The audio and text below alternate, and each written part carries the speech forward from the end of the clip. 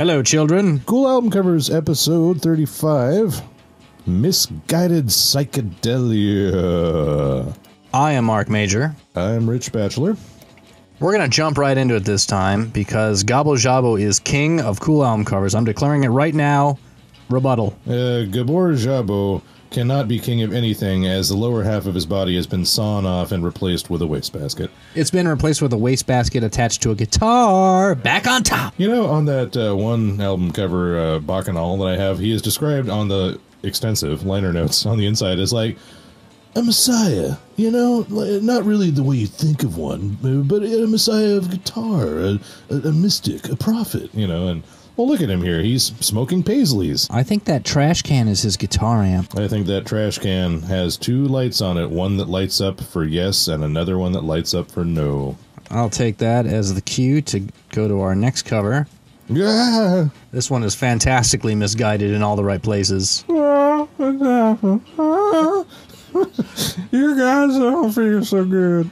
Boogie with canned heat. This is an attempt to take 5 really ugly guys and obscure the truth. Well, and for one thing, is one of the guys a classical composer and the other one yes, famed sci-fi actor George Takei? Which one do you think is George Takei? I'm going with lower left-hand corner there, but... What about upper left-hand corner? He is like the 8th Doctor Who or something. Yeah, or Timothy Leary, who is dead. Uh-huh. He's dead on Psychedelics. Yeah, this is great. It's like, you know, canned heat is busting out, and you've heated up your can too much, and now it's exploding. And out comes Bob Big Bear Height. This is exactly what happens when you actually eat the canned heat.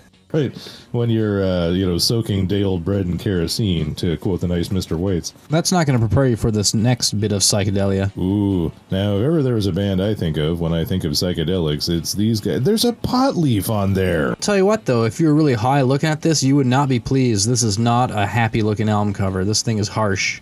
Yeah, it's kind of one of those ticket to the dark side kind of covers. Like, you are about to have a bad trip, I think, if you're doing this. Yeah, and probably because you ate all those crayons. Look at this thing. Who made this? Someone's kid? Well, and on the inside, there's that, what is promised to be a storybook on the cover is actually just them, you know, with short haircuts and cardigan sweaters wandering around what looks like some closed-up beach town one day. And it's another example either of how boring these guys actually were, or an example of how boring it actually is to get footage of people who are on hallucinogen. Let's find out what our next contestant says about it.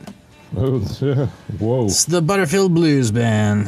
By any chance, is this also a gatefold of greatness? Like, you know, this design continues around to the back? It probably does. It's probably more of the same crap, I'm guessing. Yeah, looks like, you know, they borrowed half the cast of all of the early King Crimson albums for this one. Yes, they did. Why, there's a green gobblehead, and then there's the faded portrait of your young love, David, and Fat Chicken a Bustier.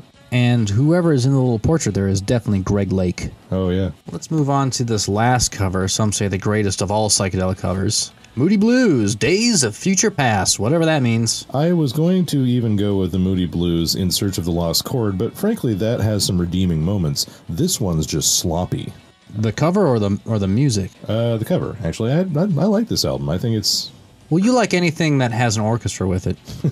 Yes. Consider my great love of... Orchestra. Of Orchestra the band. Or Orchestra, the video game. Or Sunrise Orchestra. It doesn't do a very good job of explaining what's going on with the album. Or does it? You know, right? I can't say. I think this artist has done other covers too. I think he did some by Savoy Brown. Well, yeah, I was going to say another winner band there. Not to be confused with Sawyer Brown. No. That will wrap up this fantastic edition of Cool Album Covers.